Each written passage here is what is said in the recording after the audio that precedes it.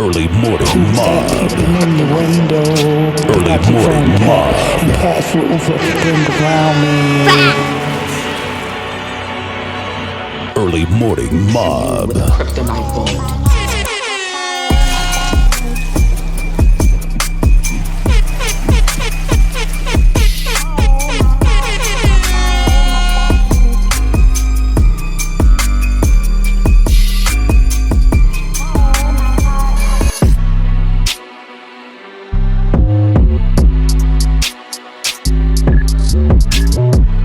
He's in prison for putting Superman in the ICU with a Criptoknight bullet. Early morning mob, Capo. This show is amazing. I've checked it out a couple of times, and I would recommend all our friends and fans do give them a listen. They do such great work, and I'm really proud and again grateful to be able to be a part of the show. All right, once again, Carl, I go by Criptoknight, and this is our interview series. And who do we have here with us today, individually and as a band? I'm Jason Susie. Okay. Chris. I'm Nick. And we are the Social Fake. Fake. Great to have you guys. How'd you come up with the name? That was Chris. Well, I mean, we were trying to figure out. A band needs a name, and that's fine. But sometimes there's something really intricate. I presented something else at first, and then he said, I kind of like the Social Fake, and it struck me, and we talked about it, and I was like, that's awesome. So Right, so the Social Fake, like it's when you got to put on a face, right, to like interact with the people, even if maybe that's not what's really going on behind what. That's what's going on nowadays. A lot. I like that. Oh, you guys all from Connecticut? Yes. Yep. Cool. Close. Yeah, Together? we live in New Haven County. Right? Okay. I'm in Seymour. All right, so all close, yeah, because you'd be surprised. How long have you guys been together? Well, so can I take this one? Yeah, go for it. All right. Nick and I have been playing together since we were Kids. teenagers. Yeah. Nice. And on and off through the years, we got back together in life. I was in a Weezer tribute band with Chris. Okay. I got lucky enough to meet him through that. Okay. And after the Weezer project stopped, we started jamming out together. And then Nick came back from the service, and Cool. Thank you. jumped Yeah, on. thank you. No, absolutely. He jumped on bass because he was a guitarist before. Yes. We And- always get, musical soulmates in a guitar drum sort of way. But this is really neat because Chris, when I met Chris, I knew, I got a vibe, it was just like jamming with him. We always had a great connection, and Chris and I developed a really great connection. Yes. And Nick just came right into the fold like he was always here. Yeah. Right. And we just create together. It's magic. It's beautiful. How many albums do you guys got together or projects? I like that. Me too. We've been playing as a Social Fake as a three-piece now for about 2 years? A year and a half, 2 years, yeah. 2 years, years. probably really hardcore, like the last year and a half. So we have an EP on SoundCloud. We put some stuff down. We do a lot of recording, our own recording DIY in the garage. So yeah, That's the best, actually. I would agree. Yeah. We should have to get a nice old analog 4-track maybe. We'll do one of our releases on one of those. You'd be surprised. I was trying to tell a kid I learned how to do, I went to school for broadcasting and actually how to splice a real tape together. And that's how we did it back. And to erase it, we used a magnet. Yeah. A real powerful plugged-in magnet. What's your guys' influences?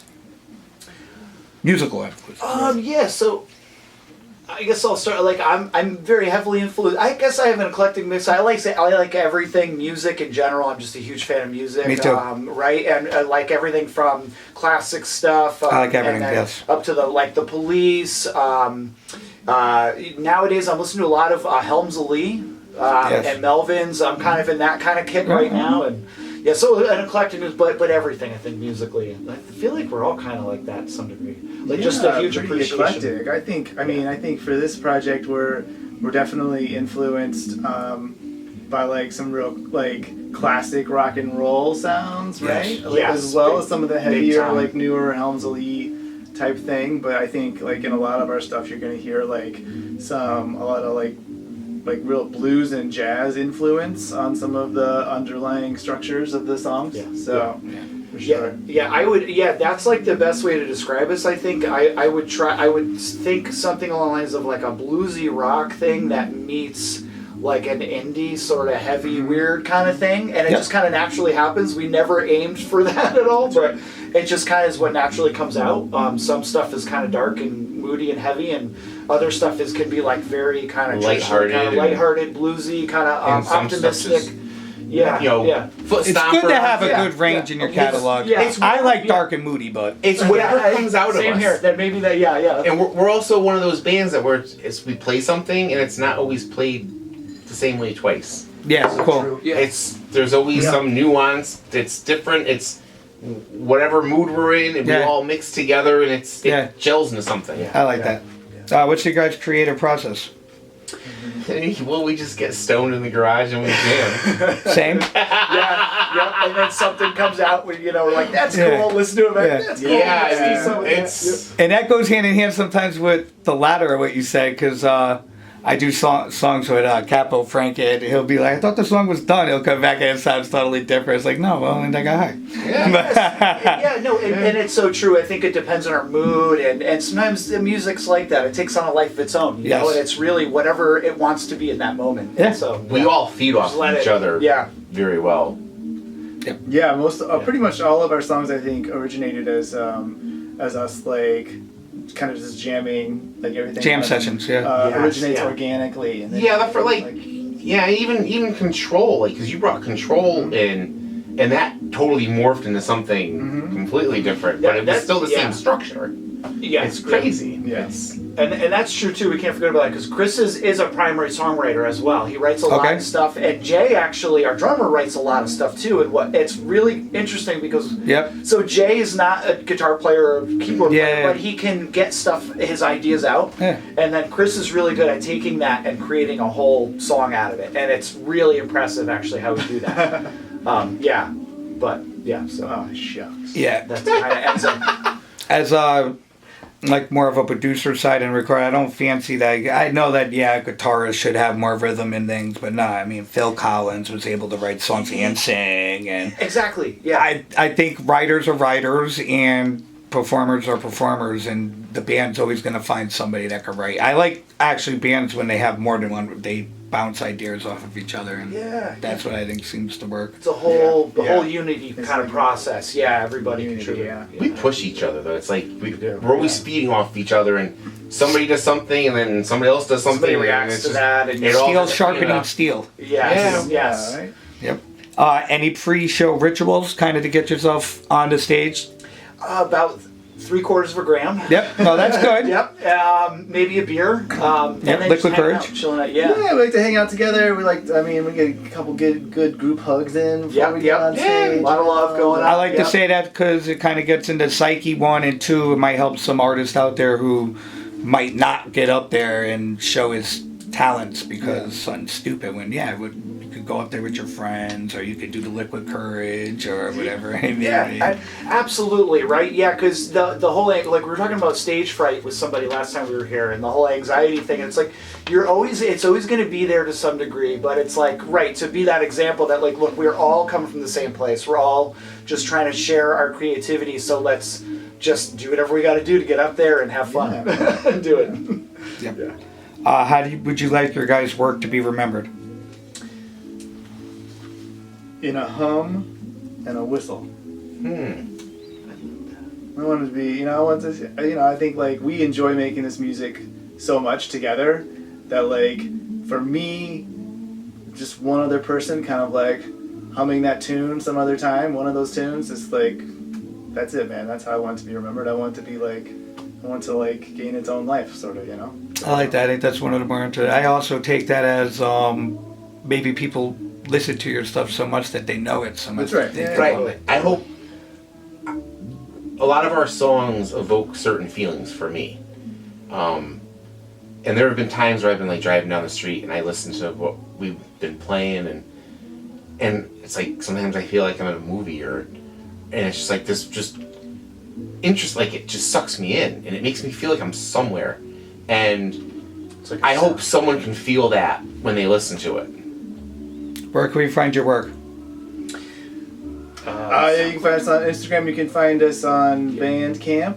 Right now, YouTube. it's two best plays. YouTube, Frankie Capo. Yeah. Yeah. So on Treadwell. We need to start getting a social media presence. You know, Yeah, my grandma, you know, she's still got her Facebook and she can check it out there. But, you know, we'll get on Bandcamp and we're working on getting it up on some of the big streaming services. So stay tuned. It's good. It's good to get it. The first, you know, it's good to get that name out. Yeah. Do you guys believe in aliens? The fun part. Yes. Yeah. 100% believer here. Yep. 100%. I think an octopus is an alien, right? Could be. I have that Right? feeling. Like, sometimes. they're pretty much sentient and yeah. We just had a whole conversation. And we have less about the oceans than we do about what's That's up in right. space. Right, you like Graham Hancock, don't you? You know, I listen to a little of everything. I love Graham. I read a bunch of his books. In the same fashion, Ghost. Do you guys believe in Yes. Yes. Yes and no. It's. aliens? I think I believe in more than ghosts. But I don't think we're the only life out in this universe. I have different opinion. I think sometimes ghosts could be almost like a parallel universe to us.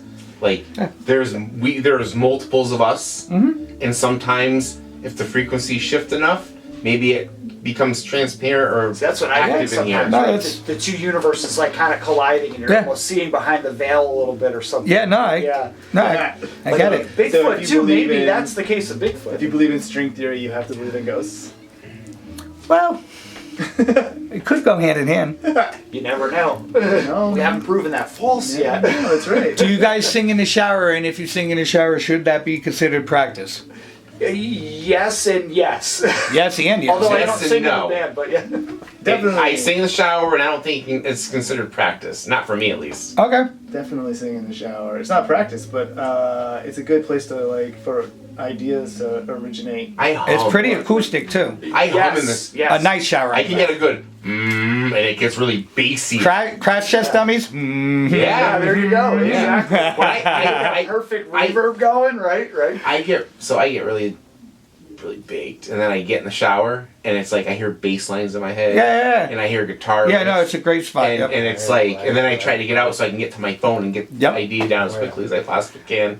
All right. Well, thank you for coming along, everybody. Social Fit. Thank you very much. Thank you. So much.